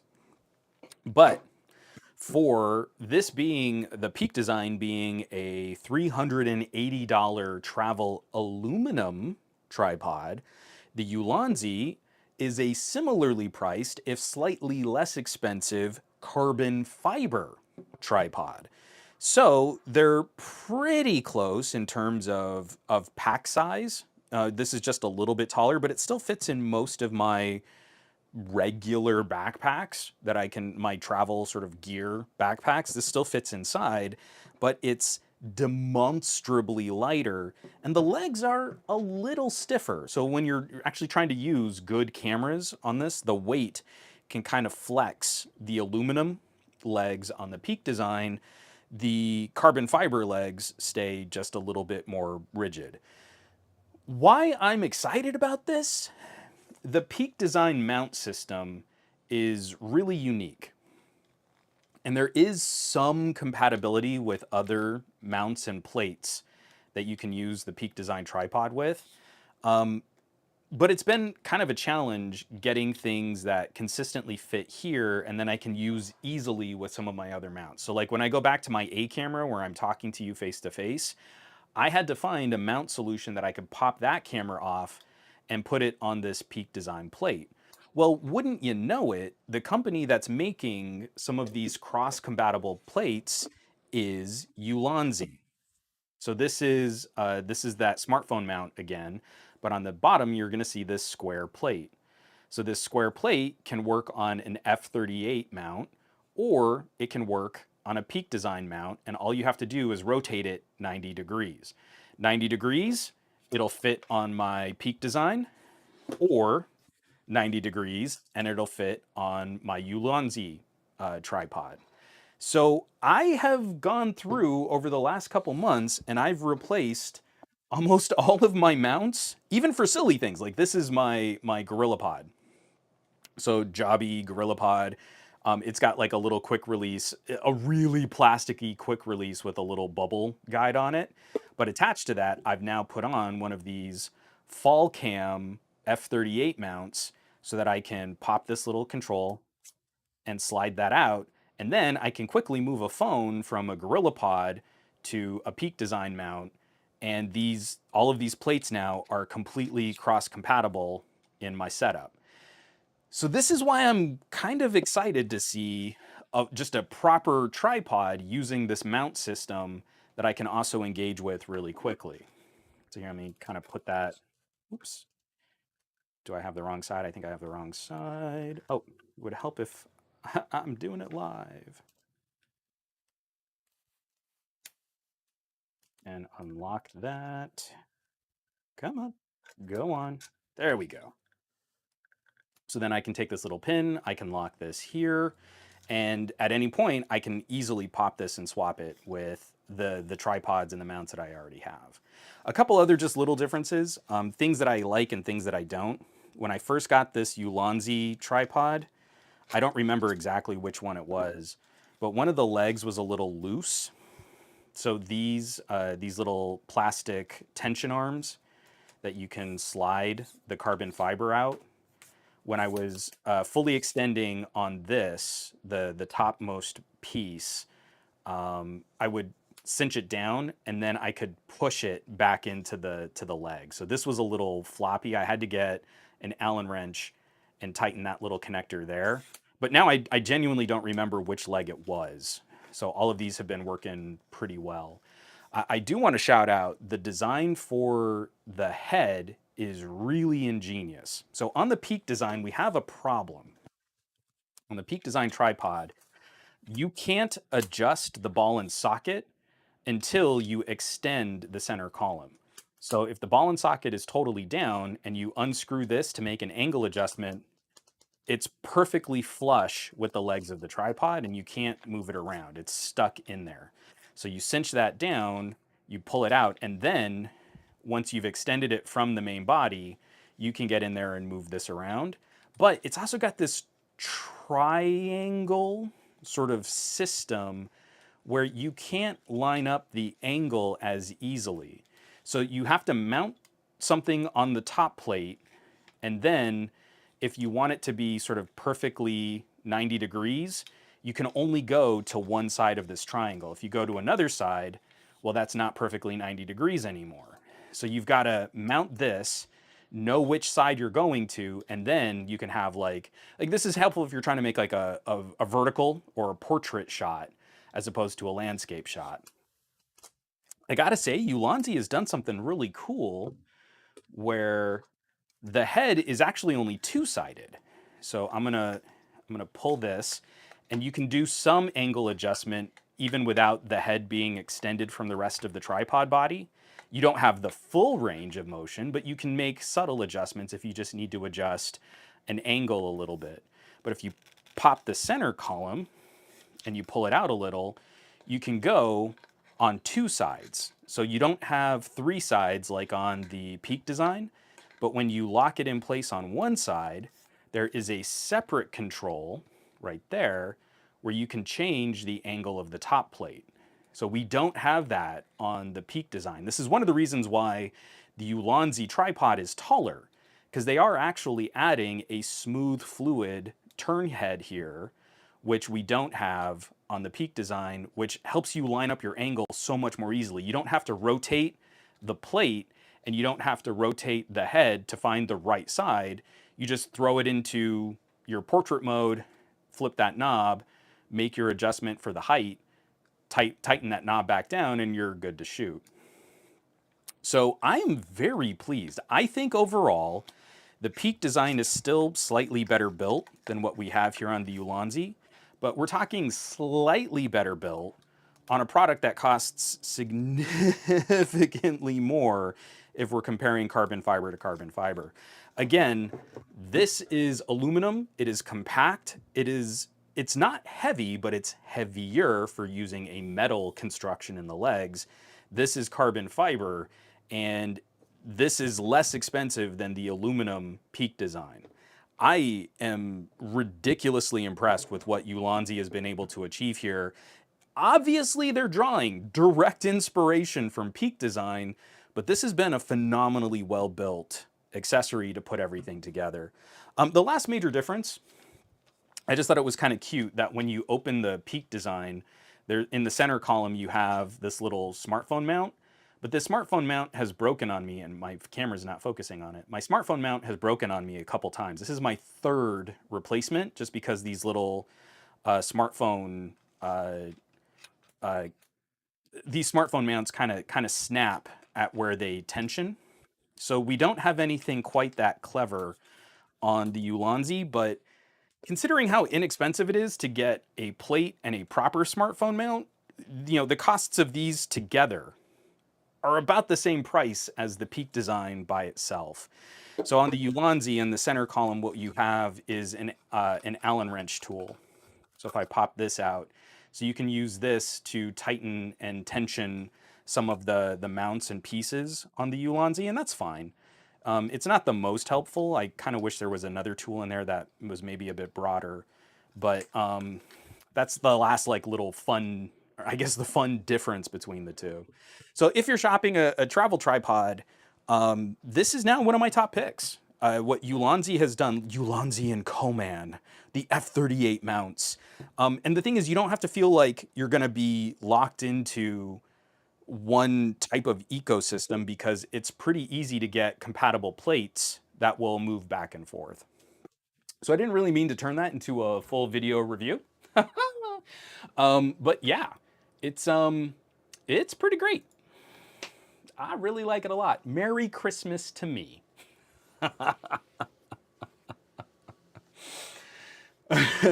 So sorry, I'm way behind. I wasn't looking at the chat at all. I just kind of started talking there. So let me get back into this. I've got a truck backing up outside, so apologies if you can hear that too. So John Gao writing, what made you pick Ulanzi over Peak design? So I have both now. I really like my Peak design. I really like this Ulanzi. And a major part is going to be, what type of accessories are you going to be using? So shop what Peak design has for mounts and plates, shop what Ulanzi has for mounts and plates, but I love mounts and plates that can be used in a variety of different places. So one of the tripods, the tripod that I have, not tripod, the camera arm and ball and head mount that I have on this camera uses this plate. So this plate is pretty common, but the Ulanzi has a mount where you can use something that's compatible with that plate, and it's got a little detachable square so that you can use it with this type of mount or with a Peak design mount. So I can go from that ball and socket head mount to any other tripod, and I don't have to unscrew something from my camera. I can pop the camera off of that, put it on one of these tripods, put it right back, put it on a GoPro, put it on a GorillaPod, put it on anything else that I've got. So that, to me, that interoperability is absolutely huge, and it's just fun little machined bits. It's like you're turning knobs and clicking, and it's like it's almost like rifle machine kind of. It's tangible and tactile, and I dig it. But yeah, and the price was nice too. Gary the fireman, Juan said ball and socket.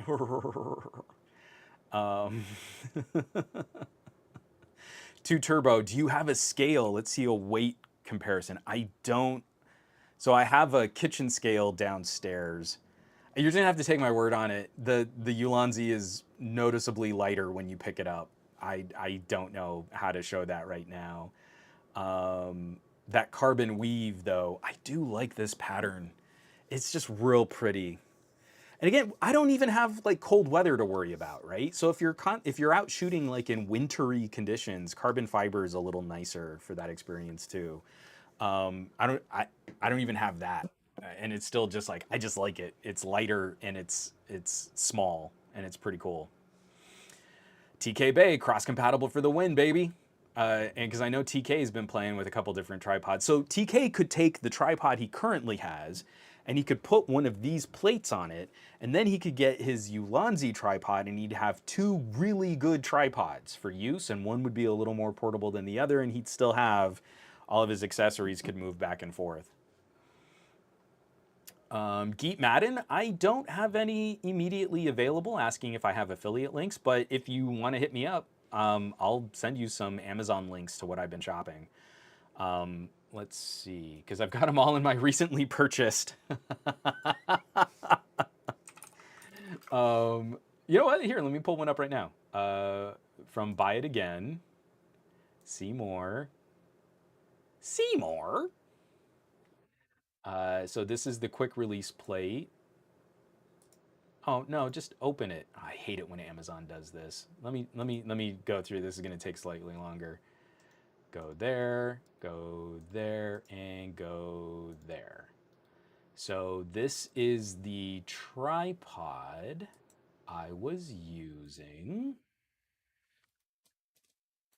And then this is the mount that I was using. Or I guess, yeah. And then this is the little connector plate that I was using. So the connector plate plus the mount, what is that? That's 14 and 18. So for $32, you can get a plate and a mount that that will work back and forth between Ulanzi and Peak Design. If you get just the F38 plates, they will not work with Peak Design. So the separate plate is $14, but that's still less expensive than a Peak Design plate. So to me, it makes sense. It makes more sense to buy these cross-compatible plates. And even if you only have Peak Design gear, they're still cheaper. They're still cheaper than the Peak Design plates. Aditya, I just like how I'm so engrossed in one being excited about a tripod. As a new tripod owner, I kind of share the excitement, but mine is like $35. I'm telling people, especially if you're shooting on phones, because what's hilarious, the funniest thing about all of this is I will be using this almost $400 carbon fiber tripod. I want to say probably like 70-30 phone to camera. The times I really take my mirrorless cameras out of the office, not as often, but I have phone mounts and I have brackets and I have clips and I even have like cages for my phones. Having a nice backpack sized travel tripod that doesn't take up a lot of weight and I can easily pop, you know, my Xiaomi 12S Ultra on a mount, clip it, be ready to go and shooting content. That's kind of a huge deal. That's kind of a big perk. All right, let me get that out of there. Juan got that security camera tripod. What is the model number on that Ulanzi? I just shared the link, but if you look for the Ulanzi Zero F38 professional camera tripod, it was on sale during Cyber Monday, but right now it's $370. So $370 for a really good portable small form factor carbon fiber tripod is kind of a big deal. From Onscon. This is how I know you're my favorite content creator. I find you entertaining, but I would rather watch you geek out over tripods than do any schoolwork.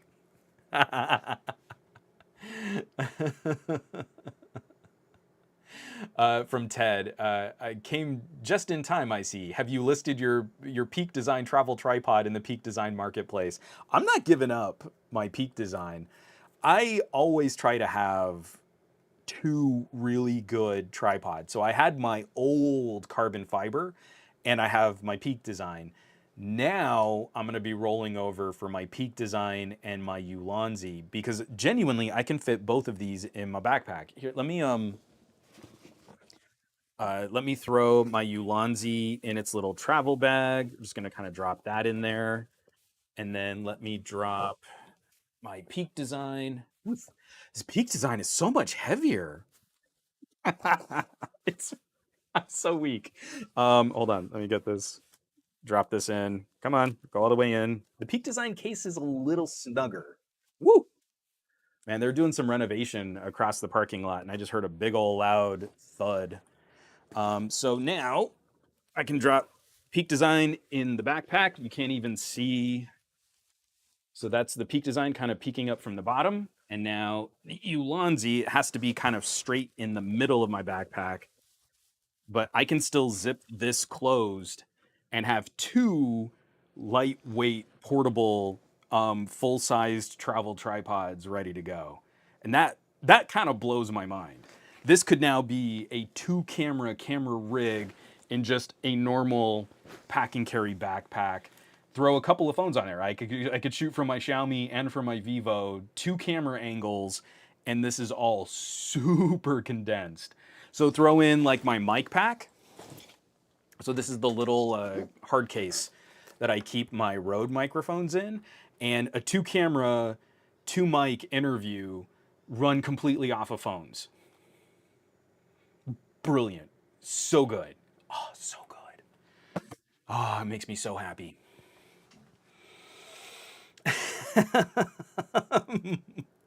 Michael Peppertech, mounts and plates and mounts and plates and mounts and plates. Tripod beatboxing instead of unboxing, yo. That's how we do. Man, that's good. Ted, Ulanzi doing a lot with interoperability and ecosystem. They just announced the O-Lock line of mobile products. PD needs to step up their ecosystem. I need to look up what this O-line is. O-Lock, excuse me.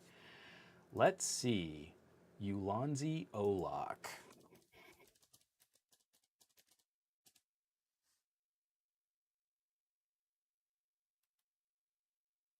Oh, that is Ted. I'm gonna have to look at it because I see a couple different. Like, there's the claw quick release system that they're using, and there's another camera plate quick release system that they're using. But I'm all in on this Peak Design cross compatibility. This is making me real happy. McCorcoran, everyone needs a good tripod for the astrophotography mode on the Pixel. Still a criminally undercovered Pixel feature. I feel like you're pointing that at me. I have still not found a great spot that isn't slathered in light pollution to show off some astrophotography. Every time I do, it's just the sky is totally washed out. But yeah, I mean, again, carrying something like that, quick sling. I've got a tripod on me. It's super lightweight. I can throw down those sticks crazy fast, prop up a phone, take an amazing photo of the night sky, and be off again. When I did the Vivo, I did that Vivo. I think it was on the X70. I did a 30-second long exposure with an ND filter, just kind of clipped to the main lens, and that Peak Design tripod was just insane because you just go tack tack tack tack, all of the legs just slide right back out. You cinch them all back down, splay them out, throw on that little phone mount, angle it, set the timer 30 seconds, hands free. You know, I did cheese because you could do voice action, voice shutter on the Vivo. Got it on the first shot, packed it all back up again, and I was back in my car off of a freeway on ramp. I mean, it was insane that you can really set up and go that quickly. Get that out of the way there. Oh, Ted, you're still waiting for your tripod order? You ordered before me. Yeah, he's saying I ordered mine before one. I must be on Santa's ish list. I'm sorry, bud. I think you're. I mean, it doesn't help, but I think you're really gonna dig it when it shows up. Man, this is a really pretty tripod. I really like it. So, and that takes us to 10:54 in the AM. I think that's about as good a time as any. Start closing this whole thing down. I am very pleased with my early Christmas present. I've been kind of insufferable. Like, hey Marie, check this out. Oh, and look at this. And oh, this tensioner. Oh, this quick release thing. So yeah, I've been digging it. I really like it. If you're spending a little bit of money to invest on something nicer, it's one to keep on the list. We went through so many years of like Manfrotto, right? Brilliant, high quality, professional grade equipment, but sold to such a niche of true professional photographers.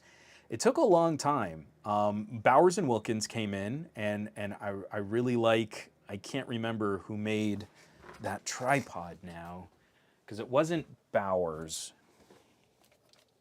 Who made this?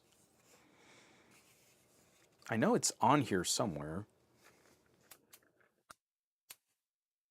Davis and Sanford. So the Davis and Sanford carbon fiber rocked my socks for being a really inexpensive version of some of the stuff that I'd seen from Manfrotto's.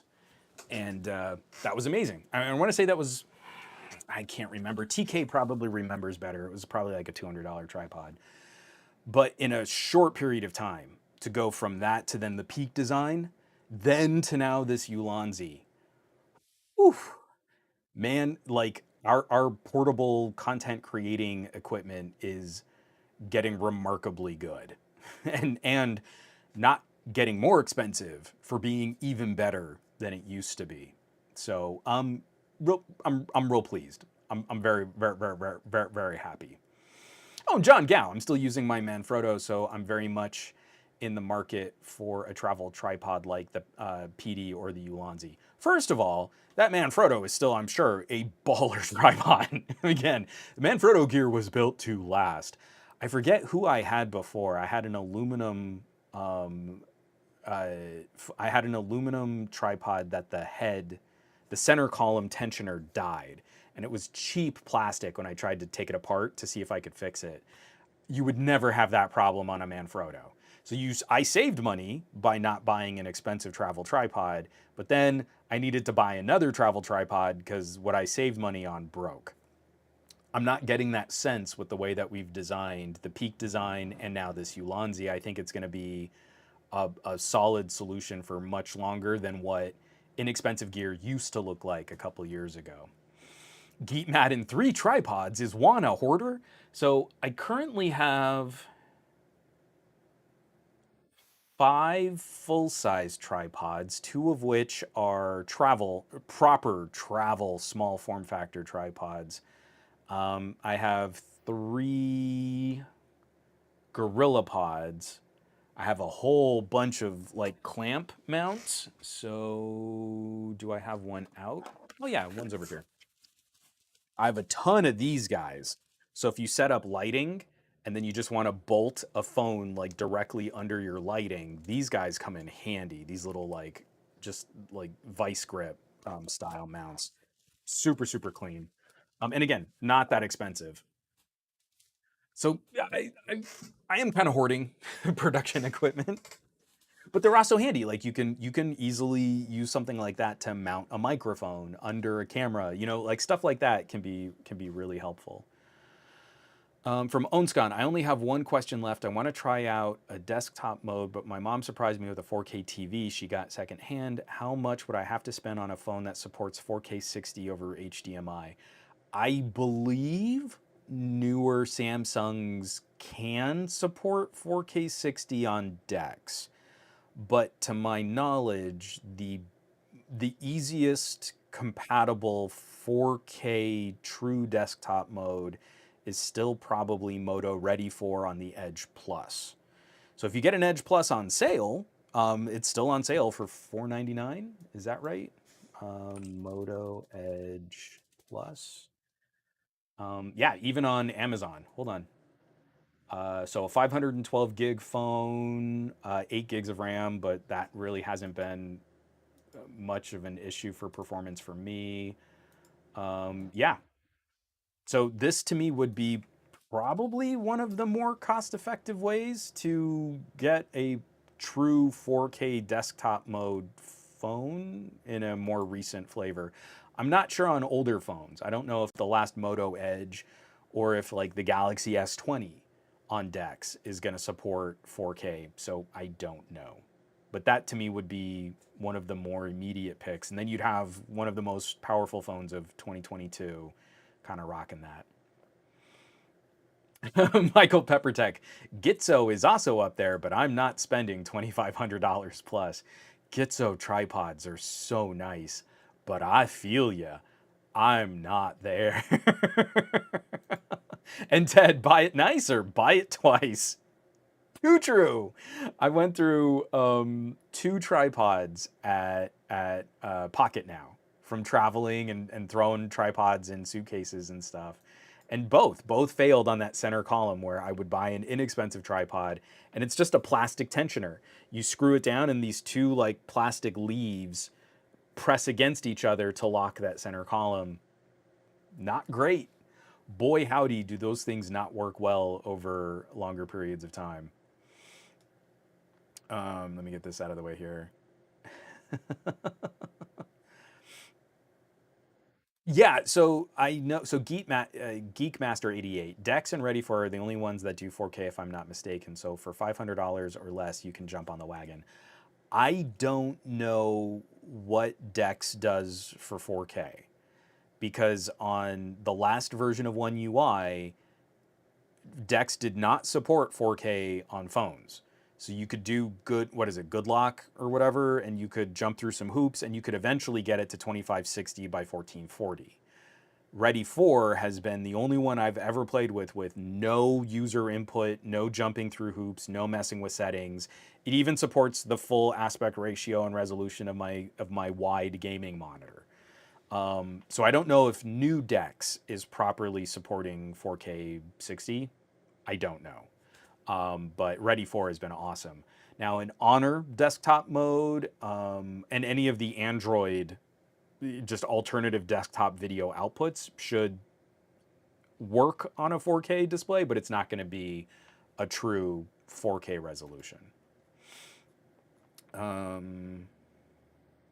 So Geet Madden, I'm pretty sure it didn't. Geet Madden says, I think the Galaxy S10 supported 4K DeX, but with only Samsung certified DeX docks. And I don't believe that's true. That's actually one of the biggest problems I've had trying to get good information out of the Samsung DeX community is I'll ask, hey, if you're on a Galaxy S10, do you get 4K output? And someone will say, yeah, DeX totally supports 4K monitors. And then they'll show me a screenshot of DeX connected to a 4K display outputting 1080p. And you're like, wow, you really don't know what you're talking about. I mean, I can watch a standard definition DVD rip on my 4K monitor, but expanding that to full screen didn't mean that I turned my DVD into a 4K movie. And then they'll get real pissy with you if you try to correct them on it. I don't see what you're talking about. It totally supports 4K monitors. And you're like, but it doesn't. Like, you're not getting all of those pixels. So I want to say the newer builds of One UI now do support 4K, but I'm not sure. I haven't played with one. I don't have a new Samsung. I'm not going to spend money on a Samsung just to test DeX out. So you'll have to, TK might actually be able to answer that question if you catch him on social media or on one of the other live streams that he might be doing. See, because Michael Peppertech, DeX is 1440p from everything I've tried, even on latest betas. Motorola has them beat to 4K. So I trust that more than I trust me. Michael Peppertech would probably know better. Because I don't know. I'm sorry. So folks, let's go ahead and put a pin in it. Let's wrap it up. Thank you so much for jumping in, for joining, for participating. This was a rambly diatribe of a Pajama Podcast, and I appreciate you letting me just kind of nerd out on like an actual thing that our family purchased for me for Christmas. This to me, again, as we kind of wrap up 2022, maybe the excitement for a lot of folks out there shouldn't be on buying a new phone, a new tablet, a new computer, or a laptop. Maybe this holiday season and into next year, the excitement could be spending way less on really fun accessories so that we can get even more out of the products that we currently already own. And I really want to make that a bit bigger a part of the conversation that we have on this podcast and then on my YouTube channel. because this is an expensive tripod, but it's already exciting and encouraging and more useful in a variety of ways for the ways that I like to try and shoot and create content. And that's kind of a big deal. That's really fun. That I can throw this on a sling, I can go ride my bike out and go shoot some videos about my bike, like that easy, that lightweight, that low effort. That's kind of huge. And then you can compound that by shooting videos and photos of your family and friends. Like, that's pretty cool. So I want to spread that kind of joy. Maybe your phone is fine. Maybe your phone is already more phone than you're currently using.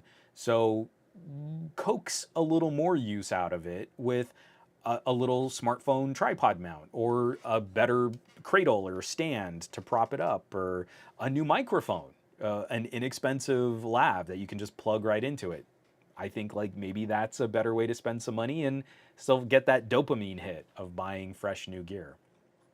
So thank you everybody. Yeah, Michael Pepper Tech, accessorize your tech. I feel it's that easy. He beat me to a more concise wrap up point than I could do. So folks, thanks so much. I want you all to have an amazing week. I'm gonna be working like crazy to try and finally get some of these videos out there. I'm under embargo for something that I can't talk about, but hopefully that embargo will lift soon so then I can, because I'm really excited to talk about it.